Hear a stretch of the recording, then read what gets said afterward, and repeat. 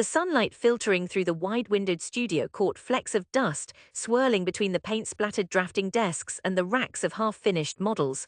There was a nervous hum around us, everyone shifting on their stools, flicking through their sketchbooks. Some people were rubbing at their chins, preening or scribbling last-minute notes. I sat with my hands folded in my lap, trying not to look at my prototype, a cluster of wires and servo joints, sort of ugly and fragile with its bare metallic frame. I was last on the list for the final critique. My classmates were already tired, restless. When my turn came, the lecturer gave me an exasperated hand motion as if summoning me up for sentencing rather than review. I held my robot carefully, though its elbows stuck and its cheap motors whined if you turned them wrong. My slides loaded up onto the projector, immediately drawing a few huffs and a thin snicker from Musa by the window. "You're sure you're in the right faculty?" came Sarah's voice, lilting, barely hiding a smirk. I ignored it, changing the slide to renderings of the hand. "My project," I said, "is an adaptive prosthetic, low-cost, open source. Designed for South African production, local materials." My voice sounded thinner than I meant.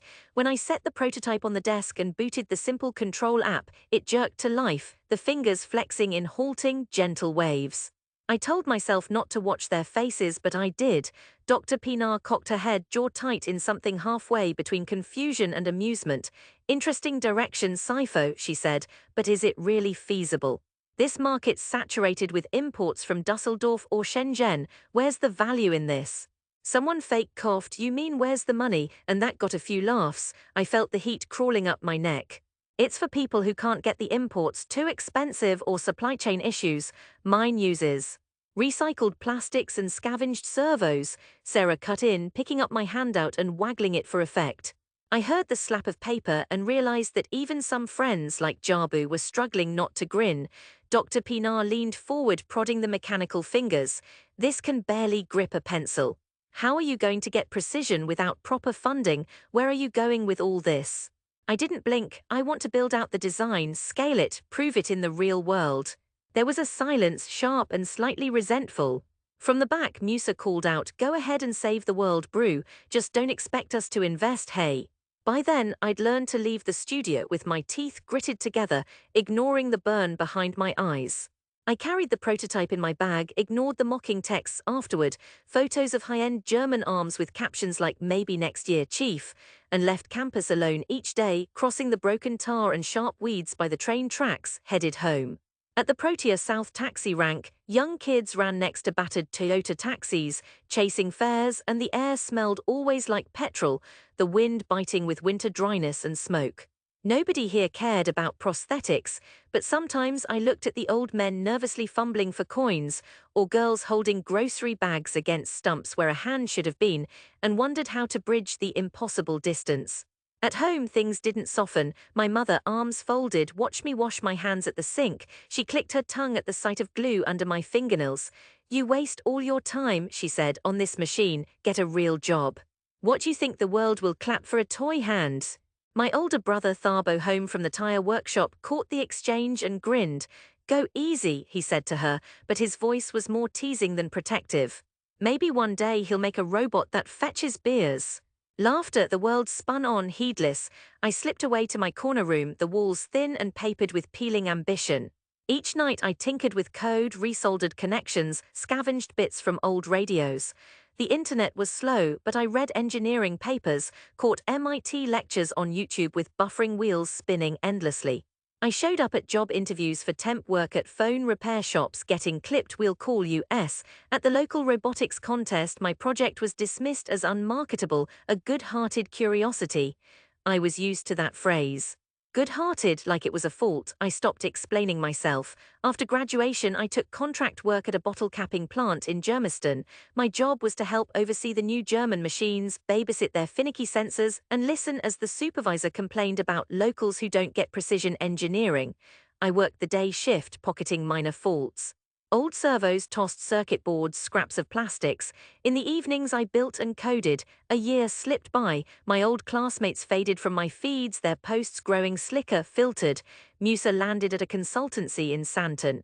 Sarah was tagged at a Zurich conference. To them I was only ever a name on the group chat, one more guy who'd failed to launch. Sometimes the urge to quit pressed down with a physical ache. I worried about my mother's sighs, her half-mournful calls from the kitchen, about Tharbo's hearty jokes that always ended with, "So when is your robot buying you dinner?" No one really wanted me to fail, but no one could afford to believe either. What kept me going, it wasn't heroic, I just couldn't bear the thought that they might be right. I didn't want to become the joke I was to them. A few months later, hope arrived in an accidental email. A Johannesburg-based NGO was looking for campus partnerships to adapt cheap prosthetic hands for children. I packaged my ugly prototype and sent them a video, shaky but sincere. Weeks later, a terse reply, "Can we talk?" opened a door. Bongani Mthethwa ran the program. He'd lost his own right arm at 15 to an industrial burn. We met in a breezy council office above a shabine. He turned my prototype over in his good hand, face impassive. "You built this yourself?" "Yes." He flexed the joint, frowned at the resistance. "It's not pretty, but it's light, and the code's open source. You'll need to work with a team." I nodded. "Funding is almost nothing," he warned. "You'll need to hustle." That was the truth. The hustle started. We cold-emailed hardware suppliers, haunted school science fairs, demoed for parents in car parks. I fitted my first hand to a boy named Zolani, who'd lost his below the wrist in a kitchen fire. When he gripped and released a sponge ball, I burst out laughing. I couldn't help it. His mother cried quietly, her back to the crowd. 3 hands became a dozen. We iterated. Local teachers suggested tweaks. Kids in Soweto painted theirs with glitter superhero logos braille stickers. Sometimes the motors jammed, and I had to fix them in backrooms using nothing but a soldering iron borrowed from an aunt's garage. The press paid us little mind, but one day Bongani called, voice calm as ever. "You should see this." SABC was running a spot. "Local maker changes young lives." I watched myself on a small screen in the workshop, hands shaking. That night my mother said nothing.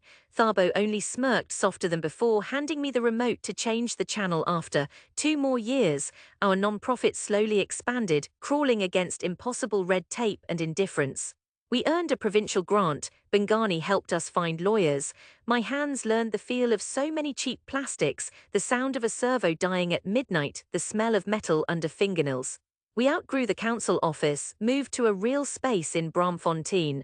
I finally printed a batch of hands with supply chain traceability, logs for every piece of plastic. Our design files were downloaded hundreds of times, Nairobi, Mombasa, Pretoria. Emails came in awkward English, Tswana, Zulu. "Thank you for sharing, can you help me build my own?" I trained local volunteers to assemble kits. My old supervisor at the plant sent a reference. "He's always thinking outside the box." Yeah, I thought, some box. I kept watch on my old classmates quietly. Musa's tweets were about essays, brain leak. Sarah chased government seed rounds. Some things I saw never changed. Then the email arrived. My university wits had read about our work. They were organizing a high-profile innovation day, full of donors and city officials. They wanted me to present. "We'd be honored to include your perspective on community impact in engineering." I stared at the text for a long time, my heart racing, fingers numb. When I told my mother, she only looked at me with worried suspicion. "They trust you now," she said. "Really?" I managed a small smile. "They have no choice." For a week, I worked like a man possessed, polishing up our best models. I tuned the new hand until you could pick up a grape without crushing it. I wore a new shirt and pressed my slacks twice. The morning of, churches competed with hooting taxis on the streets outside. I rode the Ria Vaya bus quietly, looking out at the spread of the city, wild jacaranda blooms, old billboards washing strung on barbed wire. The WITS campus hadn't changed much. The Students' Union was thick with familiar faces, some now lined and greyer. The old studio was gleaming, washed in white light. Musa and Sarah were there, bustling among the guests and faculty. I saw Dr. Pinar arranging a stack of pamphlets. When they saw me, their greetings were polite but stilted, the sort you give to someone you half remember and wish luck to out of habit. "You're presenting?" Sarah's voice carried faint disbelief. I nodded. "You know the room will be packed, serious people out there," Musa added. I only smiled. "That's the idea." We assembled in the big halls. The crowd was restless, city officials in dark suits, donors sipping bottled water, a handful of students hunched over their phones. I was slotted in the last block, sandwiched between a startup aiming to Uberize prescription delivery and a pitch for a drone mapping service. When my name was called, the murmurs grew. I carried my demonstration kit, a cluster of prosthetic hands, painted and raw, each one bearing the etched names of local townships. I set up quietly, palms sweating but my voice steady. I told the real story, not the engineering challenge, but the endless work, the loss, the frustration, the desperate nights rewiring motors by moonlight and torch, the reality of children locked out of classrooms or play because a prosthesis from Germany cost more than a year's rent. The mothers who sold lunch to fund bus rides for fittings, the math of hope, rough and uneven. I didn't embellish, I just showed the hands. One I held up, lightweight, balance-tuned, its servo smooth as velvet, the thumb able to move with microcontrol. Then I handed it silently to a girl seated in the front row, a medical student missing 3 fingers from a burn. She slipped it on and flexed it. The device gripped a rubber ball delicately, then released it, palm upwards in triumph. The silence was a thing you could touch, then the applause, not the usual politeness but a slow, genuine wave. The provost stood, a journalist scribbled notes, even Dr. Pinar's mouth hung open a second before she caught herself clapping. Musa watched, blinking as if flickering through 6 years of disbelief. Afterwards the conversation was a blur. People wanted data, logistics, stories, price points. Sarah approached me at the table, biting her lip in something like regret. "You really did it," she said. "This is SIFO, this is huge. I'm shocked." "I just kept working," I shrugged. Dr. Pinar hovered by, softer now. "You found a gap no one else was willing to fill. We were wrong to laugh." For the first time I let myself breathe. The old bitterness was still there, but beneath it something lighter moved. Later that night I returned home. The lights glowed soft through patterned curtains. My mother was stirring pap on the stove. She looked at me, at my clean shirt, at the box of demo hands under my arm. "Did they listen?" she asked quietly. I pulled out a candy-colored hand, its thumb flexing perfectly. I grinned. They had no choice. For the first time she pressed her palm to my cheek, fingers gentle, voice thick with pride. Thabo came in behind her, grinning, holding up the SABC news on his phone. "You're trending, broer." "I guess I finally built a robot worth shouting about," I said. He laughed. "Next time build one that can tie my bootlaces." I stood in that kitchen, in the gentle hush and warmth, as if all the noise and doubt had melted into quiet recognition. Outside, the city roared on, taxis, radios, a neighbor's radio blaring old Kwaito. I turned the hand over in my own, feeling the balance, the patient strength that had built it. I hadn't changed the world. But I'd changed this here, and that was enough. You carry the echoes of every doubter, every long silence, every hard night. Sometimes you walk back to the place where you were first small and broken, and you show them not vengeance, not pride, but what becomes possible when no one is watching and you build anyway.